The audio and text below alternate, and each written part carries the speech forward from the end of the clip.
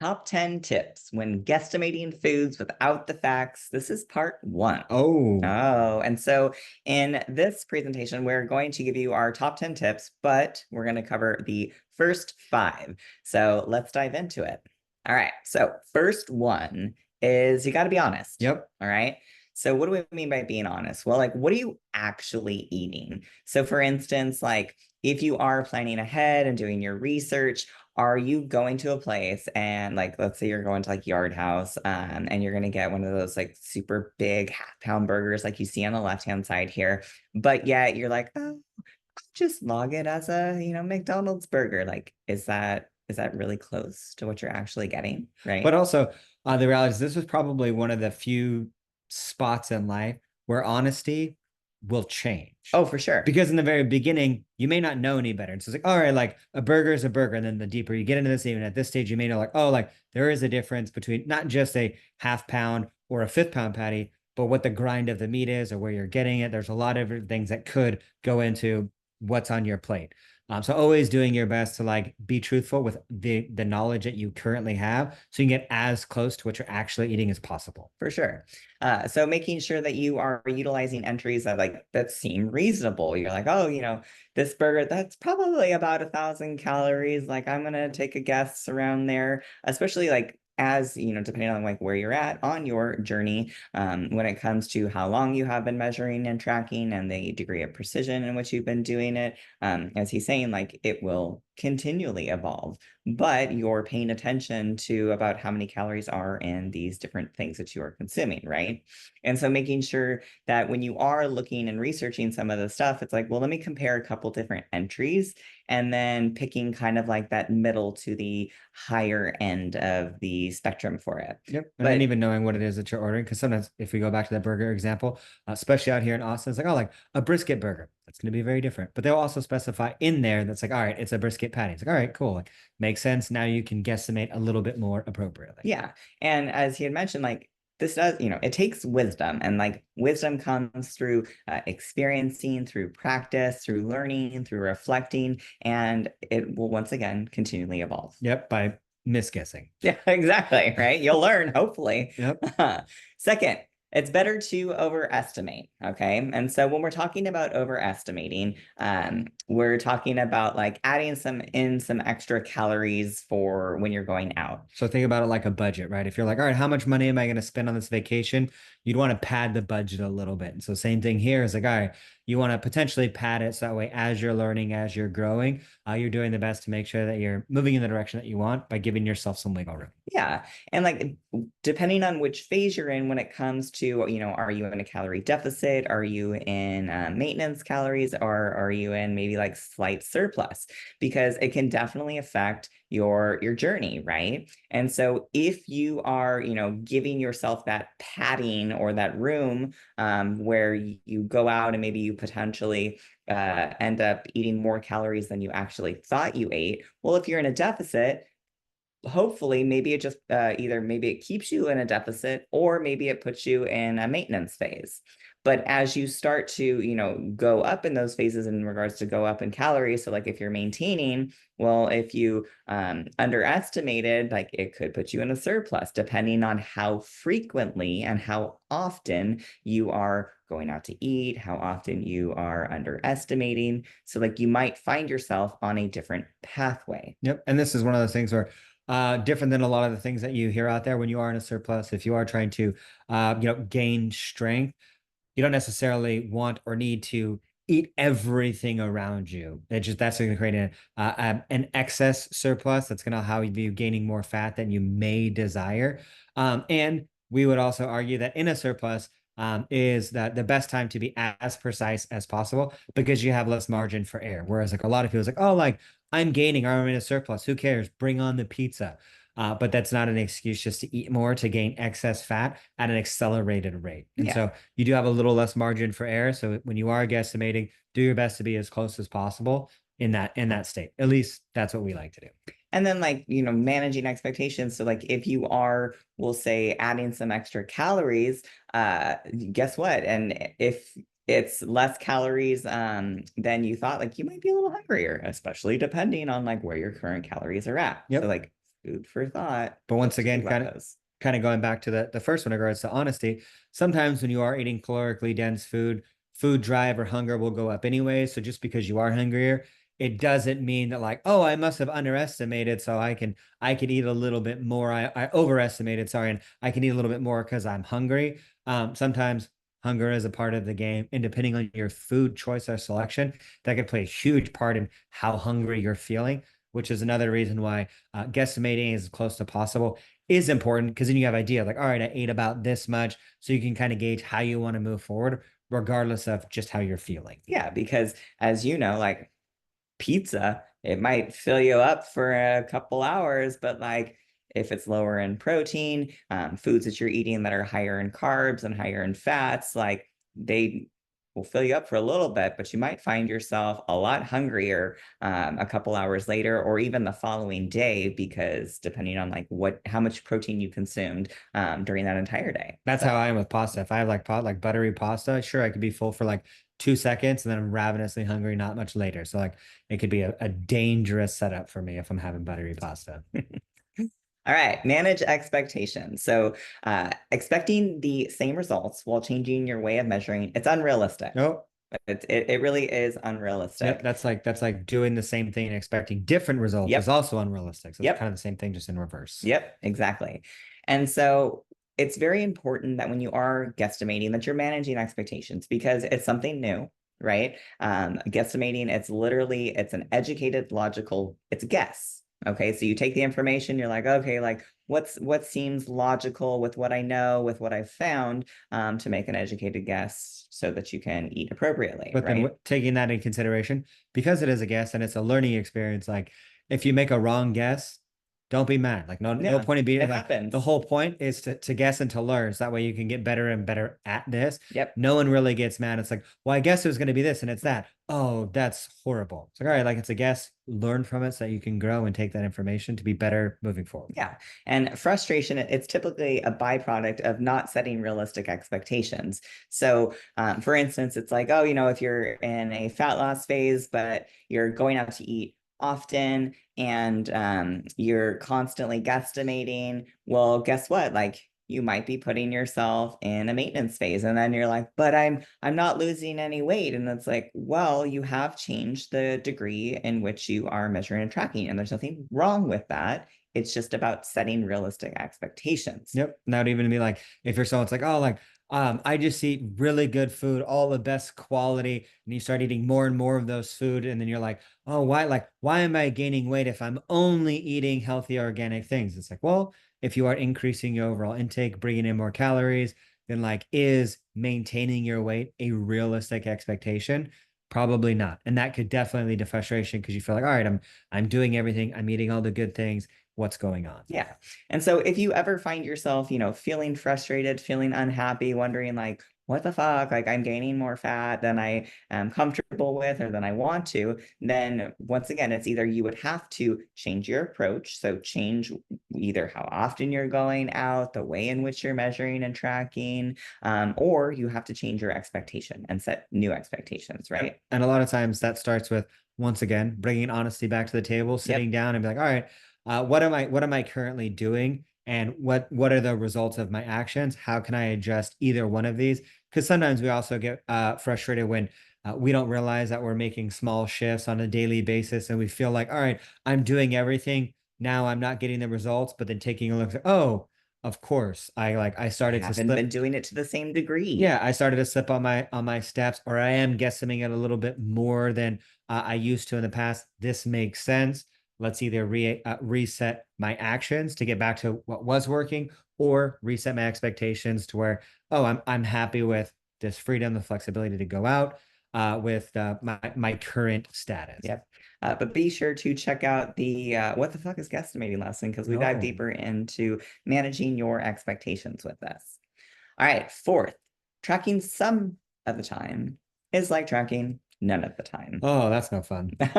So this is one of our favorite things that one of our old mentors had talked about. But basically, your physiology aka your body, will remember what your psychology, aka your brain, tends to forget. So, what we would mean by this is like, how often do you go out? And I always bring back that little cute little Costco sample lady, Or or out your here, little HEB. kiddos. Oh, yeah, HEB, where they're like, oh, do you want a sample of this? And you may not remember to track it, but your body will remember those extra calories that you consumed. Yeah. Food for thought. We were at Sam's Club the other day and they made us like a whole bacon sandwich for Oh, a sample. It was like that was like a a 400 calorie it sandwich was like, just oh, would you in like a that. sample? I said, I think this is our first time here. She might get in trouble for these serving sizes. I am for it.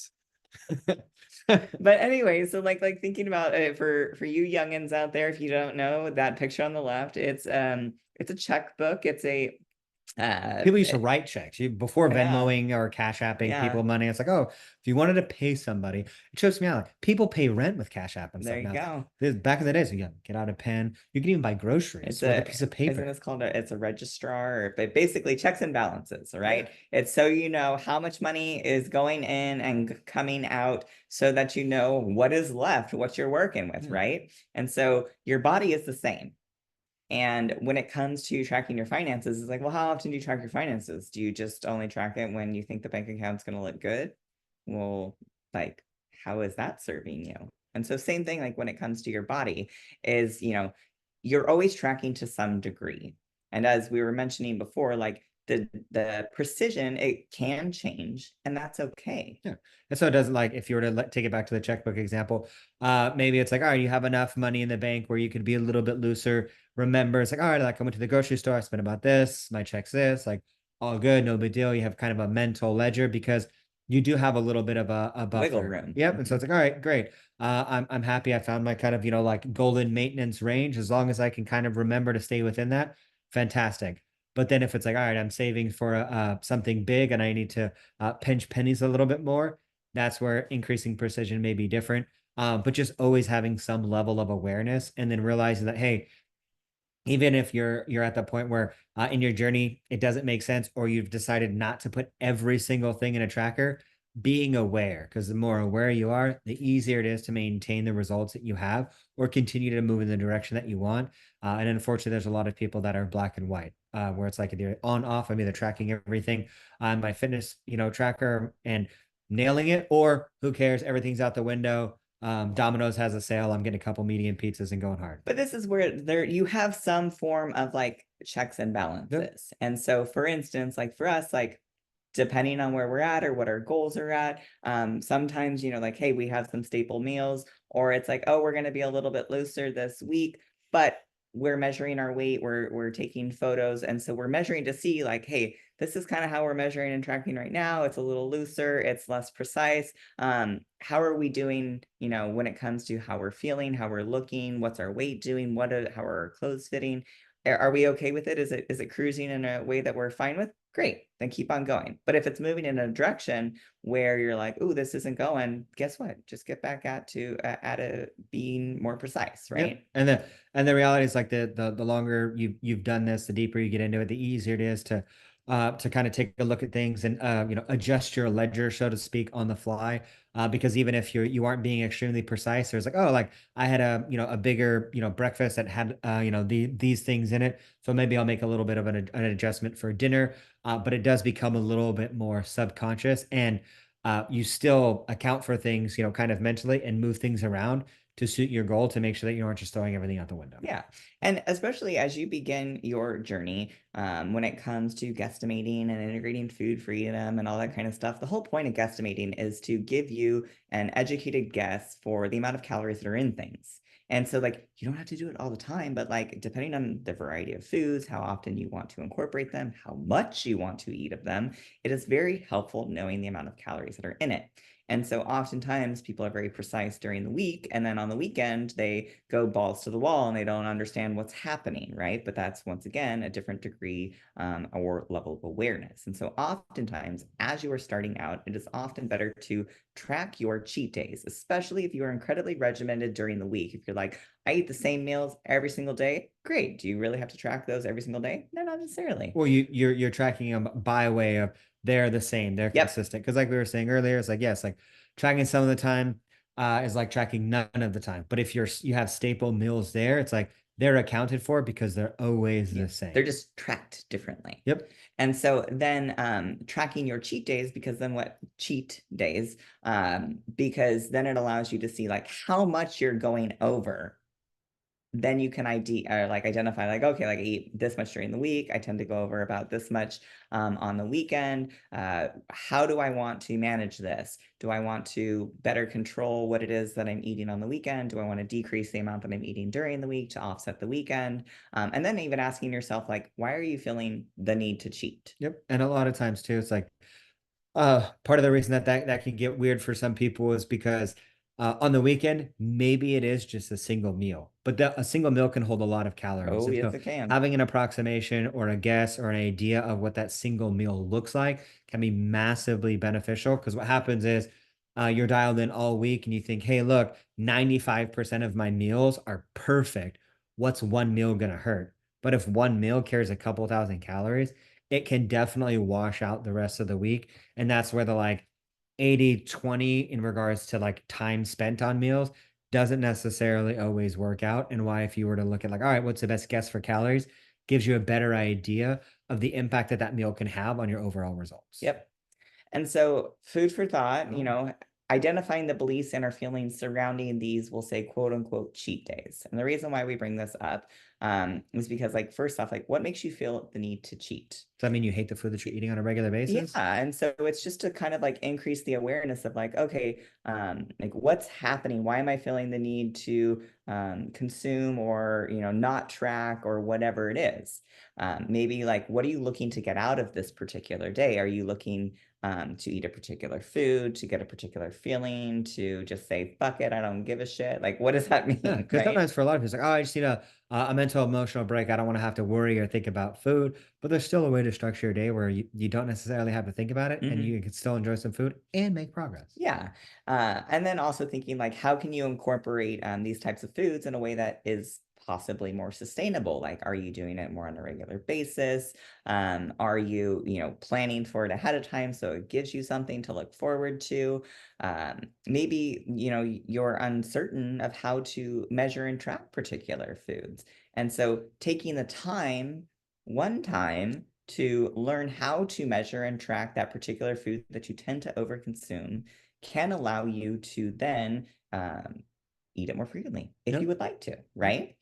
And then asking yourself, there we've also heard the term where it's like, I need a cheat day because I'm just so sick of measuring and tracking everything. And so is your current way of measuring and tracking, is it unsustainable? And can you modify it? Can you be slightly less precise and still be okay or move in the direction that you want to go? Or like we talked about earlier, uh, can you come up with some staple meals, right? Yep. Because like realistically, if you put your week on autopilot when it comes to meals, you won't have a lot of stress coming into the week. Like, oh my God, what am I going to eat? I just spent all this time and energy all week. And the last thing that I want to do is think about food. It's like if that's the case, you probably actually get more relief if you just set up some staple meals throughout the week. Because then you have 5 days so you don't have to think about it. Like all your meals are just dialed in, done. And if and when you want to think about food, it's going to be the food that you want to Hmm. enjoy, something that's a little bit different. Yep. So if it is really like a mental bandwidth issue, I would challenge you to set up some structure during the week because you'll actually get more bandwidth back for the 5 days versus the two or the one night out. Yeah, because there is that like I am 1,000% guilty of this. Yes. Decision fatigue. Okay, because I make all of these things. I want each meal to have like a little like different variety or whatever, and I will tell you, it is exhausting. And if you can do it for a little bit, and it's great, but like transferring that over and being like, all right, these are my staple meals. Like this week we're doing this week we're doing this. Still provides a little bit of variety, or you switch sauces or whatever. Or if I like to be creative and I like to have fun in the kitchen, which will be But another point. yeah, but with all this, it's like there's going to be seasons for everything. So there is Yep. times where it's like, all right, cool. Like I can enjoy and get creative. Every meal can be a culinary experience. But then sometimes it's like, all right, like not right now. It's going to Yep. be all right, something a little bit more staple go-tos that we can grab without a lot of, thought or mental bandwidth put into it. And so for you, like we've talked about so many times, like, all right, one way of doing it isn't going to work all of the time. Yep. And the whole point of all of this and everything that we enforce and teach you is so that way you can decide what's appropriate at any given time for you. Because sometimes you do have the energy to pour into it. Hmm. Other times, you're going to be so tight on mental bandwidth and decision fatigue from everything else in your life that the last thing that you're going to want to focus on is food. So it's like, all Yep. right, how can we make it simple? Yep. But in general, evaluate if your current way of measuring and tracking is sustainable and is it leading you to your desired result in the life that you're looking for, Yep. right? Fifth, plan ahead and do your research. Boom. So, yes, as with anything, it does take time and it takes energy. But not much more time than some people spend trying to figure out what to Uber eat anyways. Exactly. And so, like, we like to look at it as like you can either put your energy on the front end, aka planning ahead, or on the back end. And by the back end, we usually mean oftentimes people will be like, oh, like I'm not going to plan ahead. So, like, if I overconsume, whatever. But guess what? Like, you might be gaining more fat than you are happy with. But there's going to be time that you're like, okay, there's more fat than I want. So now, if I want to lose fat, I'm going to have to put myself into a calorie deficit. So, like, that takes time and energy. Yep. Or there's some people that try not to think about the calories at all. And they're like, oh, just work it off. It's like, oh, Yeah. like I don't want to think about the food. So you know what? 2 day workouts. It's like, all right, like, and realistically trying to burn it off sometimes, most times, all the time, takes more effort than it does just to sit down. It's like, all right, how can I plan on what's going to go in versus trying to work it off on the back end? Yep. But like planning ahead and doing your research, once again, it gives you a lot of information about the food so that you can take note. And if you want to in the future, measure and track in a slightly different way. It gives you that general idea, but it also can help you stick with a plan, reduces decision fatigue at the restaurant and or what you're going to eat the rest of the day. And it also increases time spent, with your company there. You're not worried about like, well, what are we going to eat? Because that takes like 10 or 15 minutes, right? And realistically, Like, like with all this, like even planning ahead, you can decide how much precision you want to do there. yep. So it doesn't necessarily mean that, hey, look, like you need to research on the internet for hours, call every single restaurant, do make some huge flow chart and compare everything to make the perfect choice. Sometimes you're just like, all right, cool. Like we're going out for burgers. Here's the average calorie per burger, or like whatever it is. Even if you don't know, if it's like, all right, cool, I'm gonna plan to eat this many calories. When you go there, find something that's close to that and enjoy it. Yep. But with all of it, it's like it's just a matter of intention and being aware. And so like raising your intention, your level of awareness doesn't have to take a lot of time. You just have to be intentional. Yep. But one of our favorite pro tips, or my favorite pro tip, because No. I'm the one that does all the guesstimating, is to create and save entries for future use and use them for like easy, simple tweaks, especially depending on like how precise it is that you want to be. So like if there is a half-pound burger that you've done, like, hey, I saved this entry as a half-pound burger, and then in the future I want to add XYZ, and then it's super easy to modify and tweak it to get the amount of calories that are And in it. and the reality is for most people, this would be a game changer for you for life because a lot of people stick with the same restaurants. So it's Yep. like, hey, look, like I like going to Chili's or Applebee's, and these are my go-to things. Yep. Create an entry. Then you go Yep. there all the time, and it doesn't really matter, Yep. right? Yeah. But join us for part 2 where we dive into tips 6 through 10.